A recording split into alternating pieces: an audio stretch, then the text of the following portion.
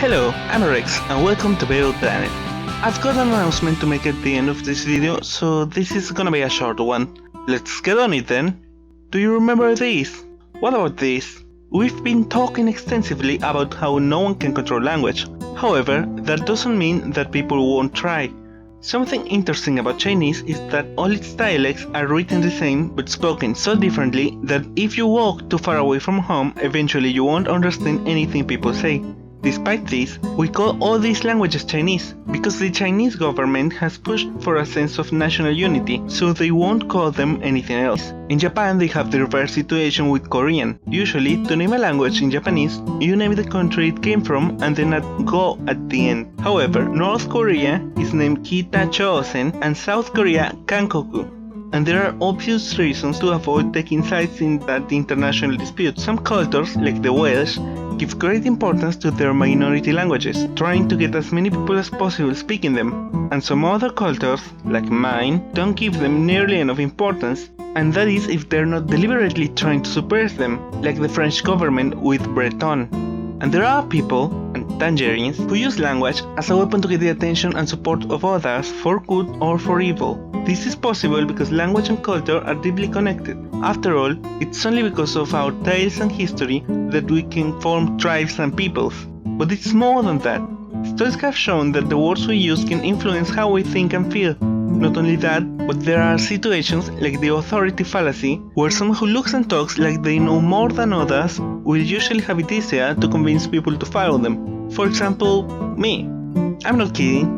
You've been watching these videos so far, maybe even all of my videos, and accepted most of what I've said as true. Not because my production values are amazing, or because I've shown you evidence of my knowledge, but because I speak as if everything I say is true. This is how teachers and writers can make you learn stuff, but it's also how really bad people convince others to do their will. You don't really need facts or bribing people or mind controlling them to get most people on your side. The only thing you really need is to know how to speak to them. And one of the most important rules for this is to talk to them in their own language. Listening to a second language or reading subtitles makes it much more difficult to arouse an emotional reaction. For example, there's this situation with Mr. Donald Trump, may the seven eternally cause him, where if you read anything of what he says, it doesn't really make any sense. He doesn't use any verbs, it's only adjectives, he doesn't give you any reason to believe him. All he's doing is being inspirational, and yet people believe him. Why? Because he knows how to use language, maybe too much for our safety as a species. But if you really want to learn how to make others listen to you the way he does, you're gonna have to wait for the next video. And that is exactly the announcement I wanted to tell you about. See, this show, while very fun to make, is also quite unorganized. So, to make things easier to follow, I decided that Babel Planet will be divided into 5 monthly shows.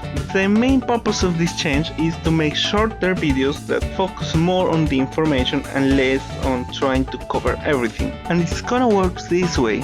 The first week of every month will have implications of intonation, where we'll talk about how we use language in our daily lives. It will be pretty much the same topics we've had for the majority of the videos, only now you'll get more sources in the description. You already got the topic for the next one. The second week of every month we'll have Geeking About Speaking, a crash course on the basics of linguistics. It will start with a mini-series on phonetics titled How to Pronounce Everything, so check it out, it's gonna be open in 2 weeks. The third week of every month we'll have Translation Convention, where we'll talk about topics related to translation, interpreting, dubbing, subtitling, and all related areas. I had to cut a lot of material from the last video about subtitles and dubbing, so in our first video we'll be talking about cartoon dubbing as an industry.